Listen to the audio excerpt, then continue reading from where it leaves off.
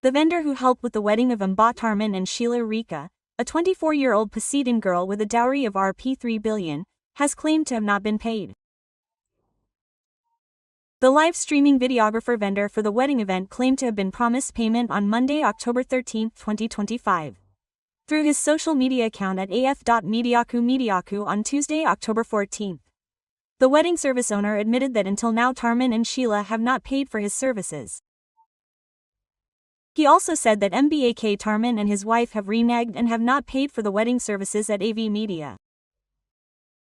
AV Media stated that they did not interfere in the Rp 3 billion check that has not been disbursed. AV Media only wants their documentation team to be paid. It is known that the Download Tribun X sekarang, menghadirkan lokal menjadi Indonesia.